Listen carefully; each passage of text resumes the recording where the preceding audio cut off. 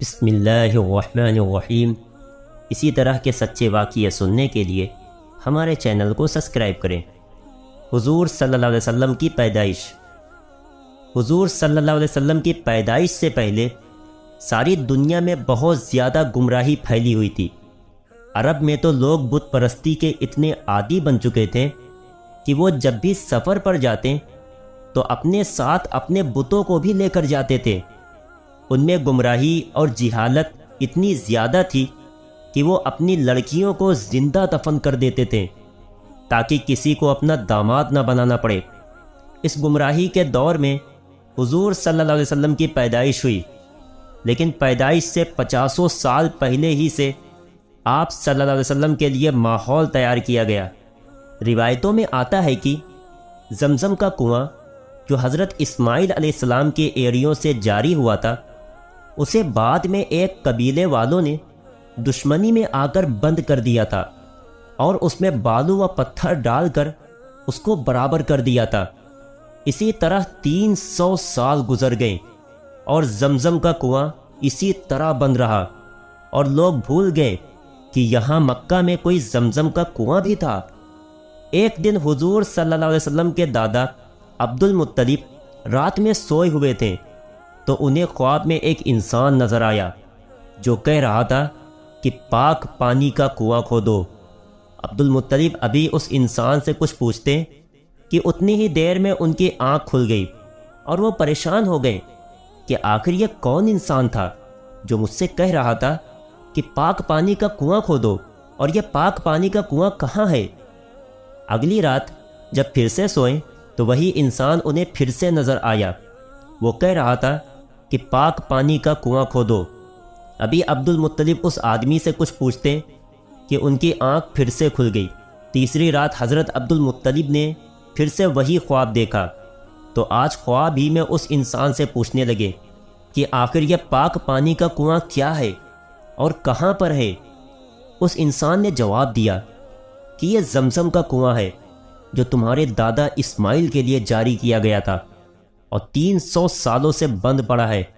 اے عبد المطلب، تم صبح کعبہ شریف کے پاس جا کر بیٹھ جانا، ایک کوا آئے گا اور ایک جگہ پر 3 بار اپنی چونچ مارے گا، بس سمجھ جانا کہ زمزم کا کنواں اسی جگہ پر ہے۔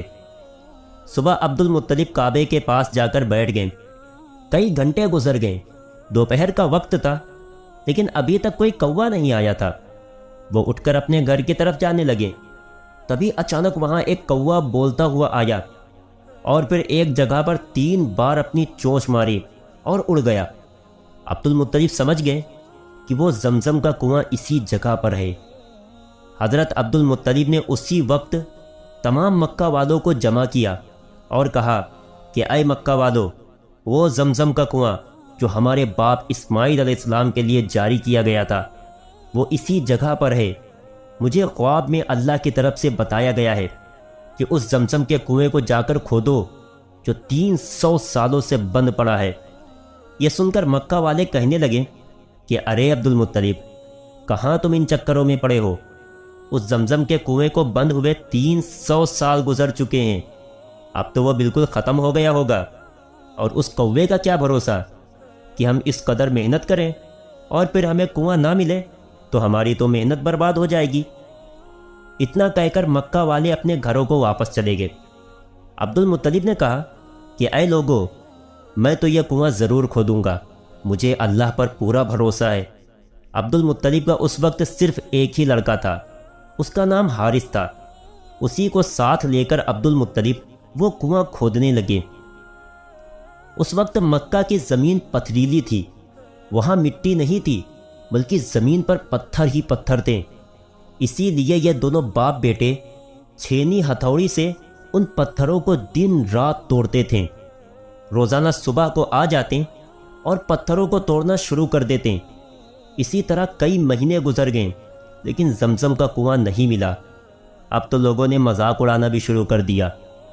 ایک دن دوپہر کی کڑی دھوپ میں پتھروں کو توڑتے ہوئے حضرت عبد المطلب بہت زیادہ پریشان ہو گئے تو اللہ کے سامنے ہاتھ پھیلا کر کہنے لگے کہ اے میرے مولا، اگر آج مجھے زمزم کا کنواں مل گیا تو اگر آپ نے زندگی میں مجھے 10 لڑکے دیے تو اس میں سے ایک لڑکا آپ کی راہ میں قربان کر دوں گا۔ یہ دعا مانگنے کے بعد حضرت عبد المطلب نے چھینی ہتھوڑی سے جیسے ہی اگلے پتھر پر وار کیا تو ایک دم سے پانی کا ایک پھوارہ اوپر کو اٹھا اور پھر دیکھتے ہی دیکھتے نیچے سے پانی نکلنے لگا۔ پانی نکلتا دیکھ سارے مکہ والے جمع ہو گئے اور بہت خوش ہوئے، کیونکہ مکہ میں پانی آسانی سے نہیں ملتا تھا۔ عبد المطلب نے کہا، بھاگ جاؤ اے مکہ والو یہاں سے، آج سے اس زمزم کے کنویں پر سرداری میرے خاندان کی رہے گی، لیکن ہاں تم سب اس کا پانی پی سکتے ہو۔ زمانہ گزرتا گیا، حضرت عبد المطلب کو اللہ تعالیٰ نے 15 لڑکے دیے۔ تو جب سارے لڑکے جوان ہو گئے تو ایک دن عبد المطلب نے اپنے سارے لڑکوں کو جمع کر کے کہا کہ اے میرے بچوں، جب میں زمزم کا کنواں کھود رہا تھا تو میں نے اللہ سے نظر مانی تھی کہ اگر یہ زمزم کا کنواں مجھ سے آسانی سے کھد گیا تو میں اللہ کی راہ میں ایک لڑکے کو قربان کروں گا۔ میرے بچوں، کیا تم قربان ہونے کے لیے تیار ہو؟ سارے لڑکوں نے کہا، ابا جان، آپ ہم 15 لڑکوں میں سے جس کا بھی ہاتھ پکڑ لیں گے وہ اللہ کی راہ میں قربان ہونے کے لیے تیار ہے۔ عبد المطلب کہنے لگے کہ میں ایسا نہیں کروں گا، یہ ناانصافی ہوگی، اس لیے میں 15 پرچیاں بناؤں گا اور سب میں لکھوں گا کہ اس لڑکے کو نہیں ذبح کرنا ہے، لیکن ایک پرچی میں لکھ دوں گا کہ اس لڑکے کو ذبح کر دینا ہے۔ اب وہ پرچی جس لڑکے کے ہاتھ میں آئے گی اسے اللہ کے لیے ذبح ہونا پڑے گا۔ سب نے کہا، ٹھیک ہے ابا جان، ہم تیار ہیں۔ پرچیاں بنا کر لٹائی گئیں۔ سارے لڑکوں نے اپنی اپنی پرچیاں کھولیں تو سب کے میں نکلا کہ اس لڑکے کو نہیں ذبح کرنا ہے، لیکن جب حضور صلی اللہ علیہ وسلم کے باپ حضرت عبداللہ نے اپنی پرچی کھولی تو اس میں لکھا تھا کہ اس لڑکے کو ذبح کر دینا ہے۔ ذبح والی پرچی حضرت عبداللہ کے ہاتھ میں دیکھ کر عبد المطلب بھی تڑپ اٹھے، کیونکہ حضرت عبداللہ لڑکوں میں سب سے چھوٹے تھے اور بہت زیادہ خوبصورت تھے۔ عبد المطلب اپنے سارے لڑکوں میں سب سے زیادہ عبداللہ سے محبت کرتے تھے، اور مکہ والے بھی حضرت عبداللہ سے ان کی شرافت کی وجہ سے بہت محبت کرتے تھے۔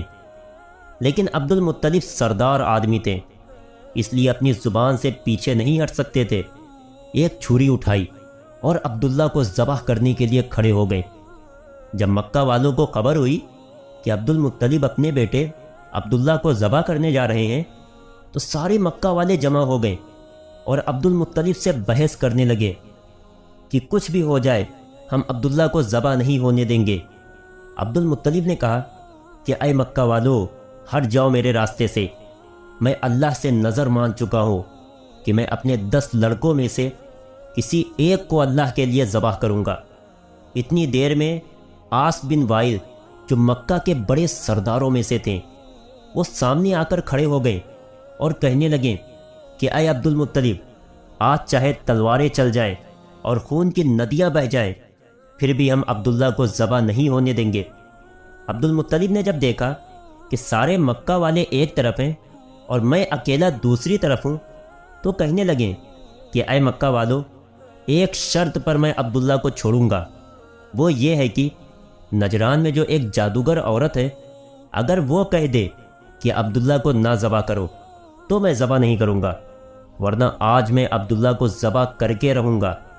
مکہ والوں نے کہا، ٹھیک ہے، ہم نجران چلیں گے اور اس عورت سے معلوم کریں گے، وہ جو کہے گی ہم اس کے لیے تیار ہیں۔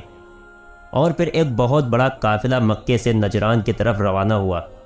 400 کلومیٹر دور نجران کا سفر کر کے یہ تمام لوگ اس جادوگر عورت کے پاس پہنچے اور اسے ساری باتیں بتائیں۔ تو اس جادوگرنی نے کہا کہ تم لوگوں میں اگر کسی بندے کو قتل کر دیا جاتا ہے تو اس کے بدلے میں تم کیا معاوضہ لیتے ہو؟ سب نے کہا، ہم اس کے بدلے میں 10 اونٹ معاوضہ لیتے ہیں۔ اس جادوگرنی نے کہا، تو پھر ایک پرچی میں 10 اونٹ لکھو اور دوسری پرچی میں عبداللہ کا نام لکھو اور پرچی اڑاؤ۔ پھر عبد المطلب ان میں سے ایک پرچی کو اٹھائیں، اگر اس پرچی میں عبداللہ کا نام نکلے تو دوسری پرچی پر 10 اونٹ اور بڑھا دو اور عبداللہ کو بچا دو۔ اس طرح جب تک عبداللہ کا نام نکلتا رہے तब तक दूसरी पर्ची पर 10-10 ऊँट बढ़ाते जाओ, और जब खुलने वाली पर्ची पर ऊँटों का नाम निकल आए तो अब्दुल्ला को बचा लो और उतने ऊँटों को ज़बह कर दो। सारे लोगों को ये फैसला बहुत पसंद आया और फिर मक्का वापस आकर पर्चियाँ बनाई गई। हज़रत अब्दुल मुत्तलिब ने अपने 100 ऊँट सफ़ा पहाड़ के पास लाकर खड़े कर दिए और दूसरी तरफ हुजूर सल्लल्लाहु अलैहि वसल्लम के बाप हज़रत अब्दुल्ला खड़े हो गए। पर्चियाँ बनाकर उड़ाई गईं तो अब्दुल मुत्तलिब ने जब पर्ची खोली तो उसमें लिखा निकला कि अब्दुल्ला को ज़बह कर दो। ये पढ़कर दूसरी पर्ची पर 10 ऊँट बढ़ा दिए गए और दोबारा पर्ची उड़ाई गई तो फिर से अब्दुल्ला का नाम निकला। ये देखकर दूसरी पर्ची पर फिर से 10 ऊँट बढ़ा दिए गए। करते करते 90 ऊँट बढ़ा दिए गए, क्योंकि हर बार हज़रत अब्दुल्ला ही का नाम निकलता जा रहा था कि इन्हें ज़बह कर दो। आखिर में हज़रत अब्दुल मुत्तलिब ने कहा कि ऐ लोगो, ये आखिरी बार होगा। अगर इस बार भी अब्दुल्ला का नाम निकलता है तो मैं अब्दुल्ला को ज़बह कर दूंगा। सभी लोग खामोश खड़े थे।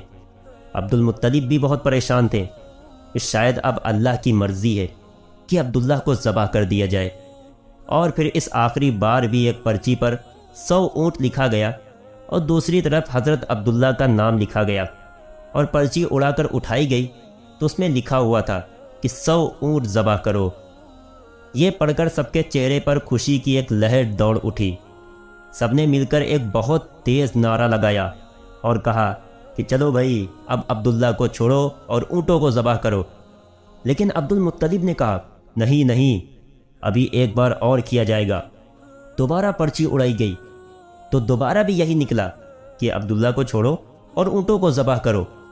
सारे लोग खुश होकर कहने लगे, चलो ऊँटों को ज़बह करो। लेकिन अब्दुल मुत्तलिब ने कहा, नहीं नहीं, अभी एक बार और किया जाएगा। और फिर तीसरी बार पर्ची उड़ाई गई तो तीसरी बार भी यही निकला कि अब्दुल्ला को छोड़ो और ऊँटों को ज़बह करो। ये पढ़कर सारे लोग खुशी से झूम उठे और अब्दुल मुत्तलिब ने भी अपने बेटे अब्दुल्ला को गले से लगा लिया और फिर 100 ऊँट ज़बह किए।